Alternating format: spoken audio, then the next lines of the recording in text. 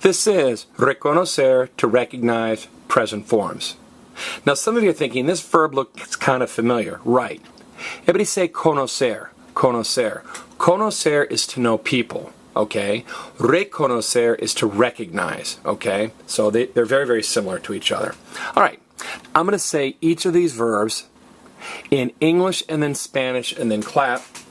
And after I clap, I'd like you to repeat both the English and the Spanish with me, okay? Here we go. I recognize. Yo reconozco. I recognize. Yo reconozco. You friend recognize. Tú reconoces. You friend recognize. Tú reconoces. You sir recognize. Usted reconoce. You sir recognize. Usted reconoce.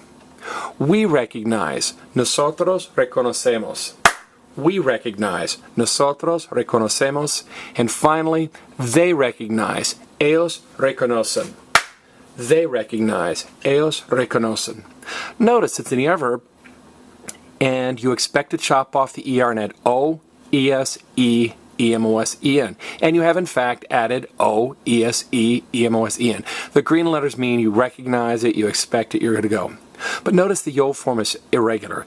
Just for fun, once, everybody say, yo reconozco. Yo reconozco. Reconozco. Obviously that doesn't sound Spanish, so they add a Z. Now say, yo reconozco. Yo reconozco. They don't add that Z to confuse foreigners to make it hard. They add the Z because reconozco sounds better than reconozco. Verbs are irregular to make them sound better. Now, why is it that the yo form is the only form that's irregular? Well, because it's used the most. And you've sort of seen this before. Think back. What's the only form of ser, estar, and ir that has a Y? The yo form. The yo form had the Y. It was the most irregular because it's used the most. What was the only form of tener and hacer that had a G? The yo form. So again, if only one form of the verb is going to be irregular, it's going to be the yo form, because verbs become irregular because they're used so much, and the yo form is the most common form of any verb. All right. Hopefully this helps you understand reconocer, to recognize, in the present. Oh, there are several other verbs that have the Z in the yo form. Conocer turns into conozco.